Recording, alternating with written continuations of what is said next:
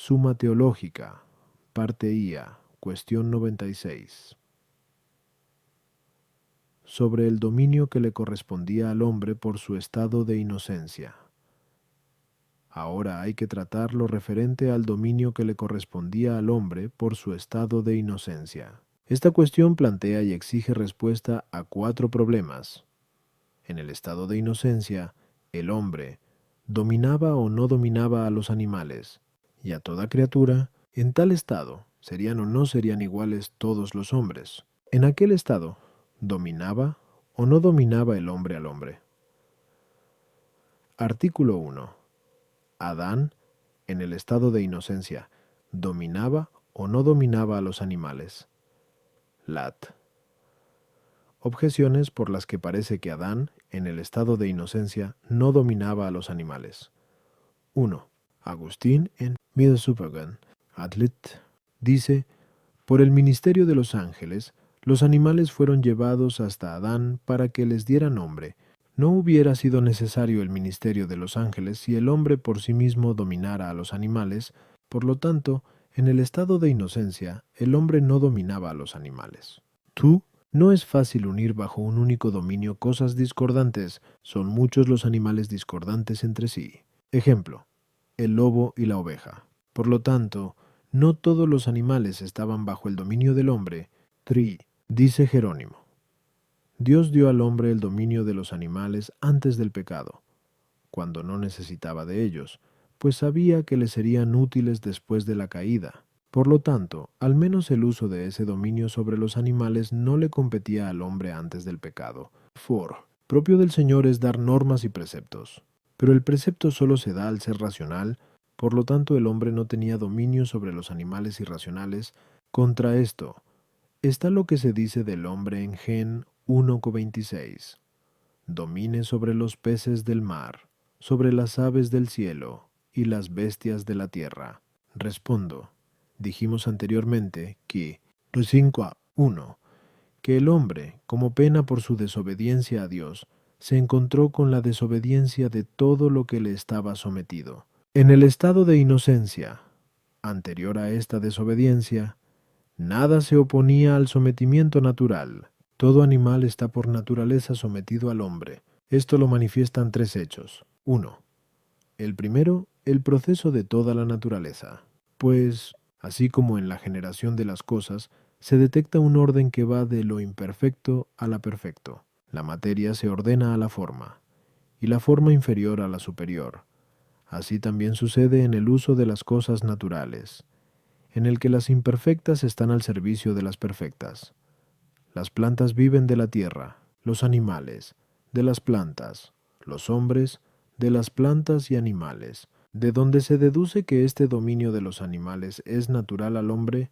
Por eso dijo el filósofo en Hippolytique que la caza de animales salvajes es justa y natural, pues por ella el hombre reivindica lo que por naturaleza es suyo.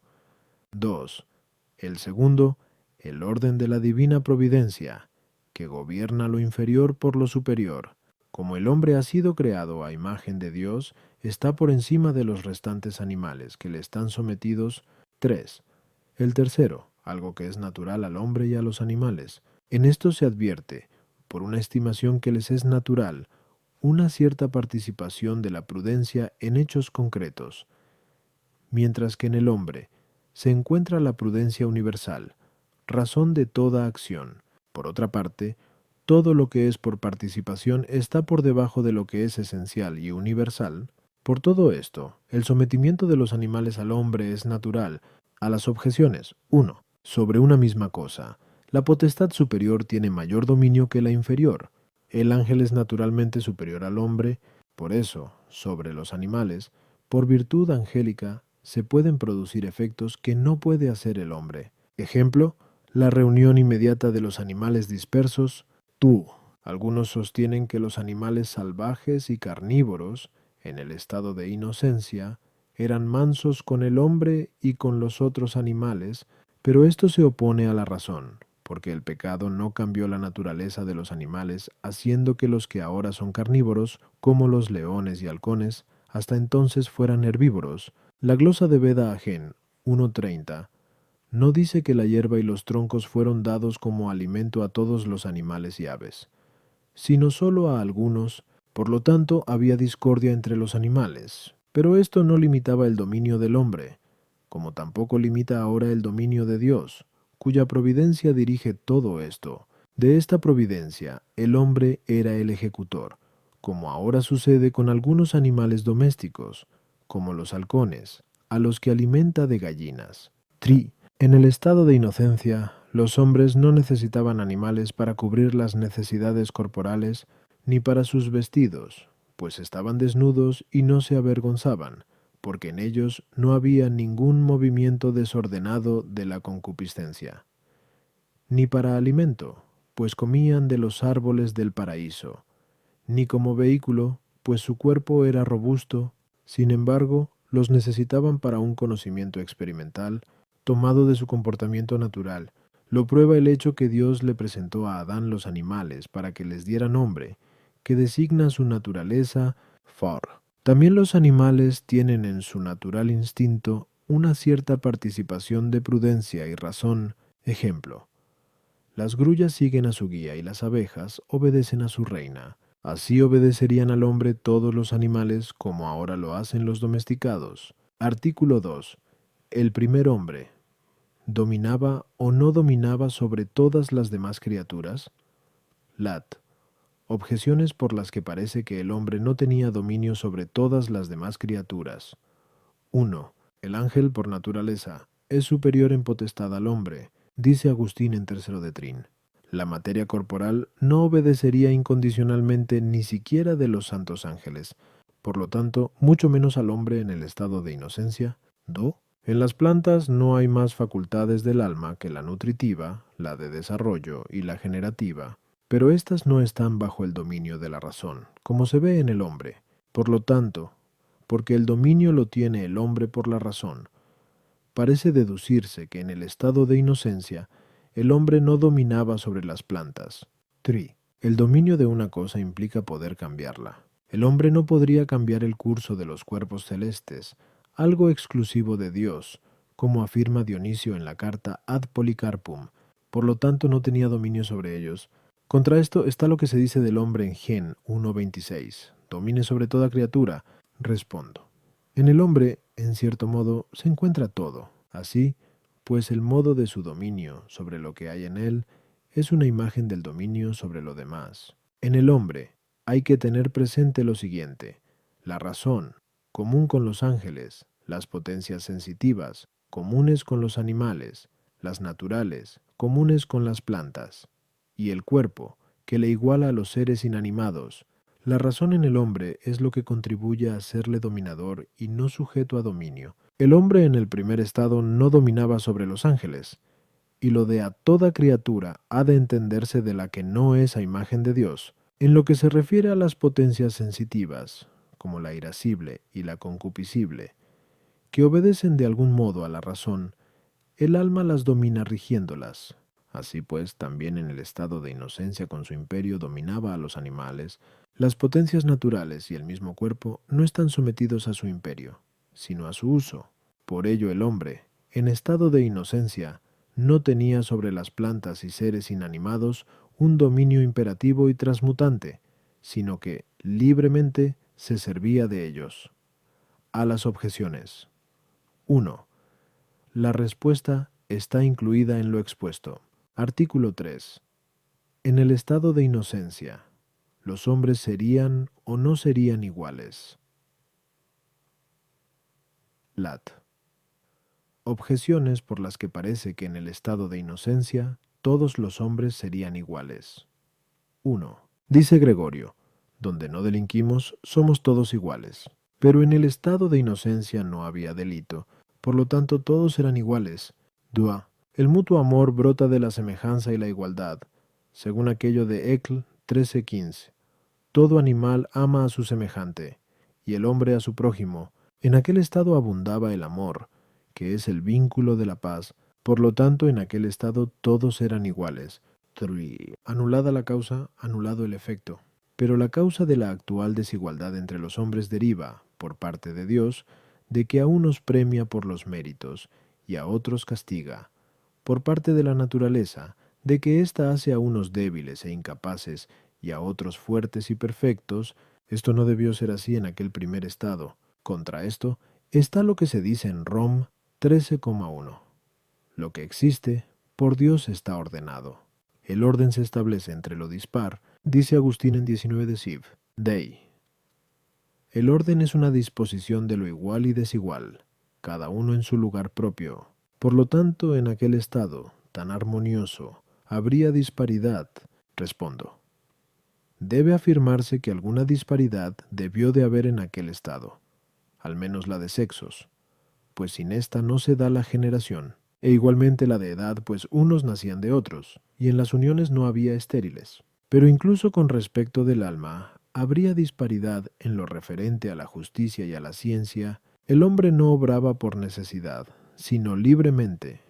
Por eso podía dedicarse más o menos a hacer algo, a querer o a conocer, progresando así más o menos en la justicia y en la ciencia. Incluso por parte del cuerpo podía haber disparidad, pues el cuerpo no era ajeno a las leyes naturales. Por eso, los agentes exteriores podían servir de mayor o menor ayuda o utilidad, ya que se alimentaban comiendo. Así, nada impide decir que unos fueran más fuertes, más altos, más guapos o de mejor complexión que otros, debido a las influencias del clima o de los astros. Sin embargo, en los que eran superados por otros, no había ningún defecto ni pecado en el alma ni en el cuerpo.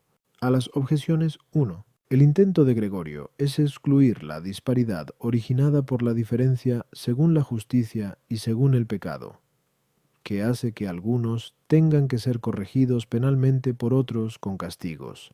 Tú, la igualdad hace que el amor mutuo sea igual. Sin embargo, entre desiguales puede haber mayor amor que entre iguales, aunque no sea igual por ambas partes. Ejemplo.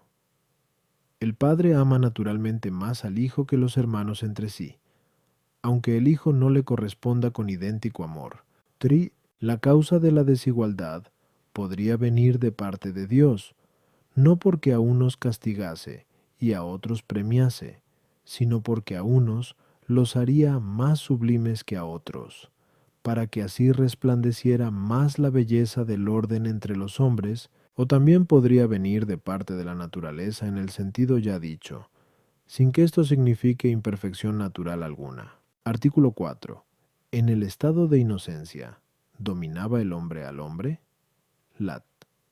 Objeciones por las que parece que en el estado de inocencia el hombre no era dominado por el hombre. 1. Dice Agustín en 19 de Siv, Dei. Dios quiso que el ser racional, hecho a su imagen, fuese señor solo de los seres irracionales. No quiso que fuese señor del hombre, sino solo de las bestias. Más aún, lo impuesto como pena del pecado no existía en el estado de inocencia. El sometimiento de unos hombres a otros, como el de la mujer al hombre, fue impuesto por el pecado, pues se dice a la mujer en Gen 3.16, serás dominada por tu marido. Por lo tanto, en el estado de inocencia no estaba el hombre sometido al hombre. 3. Sometimiento y libertad se oponen, pero la libertad es uno de los más altos bienes, que en el estado de inocencia no faltó, pues en aquel estado no faltaba nada que pudiese desear la buena voluntad, como dice Agustín en 14 de Sivi. Por lo tanto, el hombre no dominaba al hombre en el estado de inocencia. Contra esto, la condición de los hombres en aquel estado no era más digna que la de los ángeles, pero entre estos se da el dominio. Incluso hay un orden de ángeles llamado dominaciones. Por lo tanto, no se opone a la dignidad de aquel estado que el hombre dominara al hombre.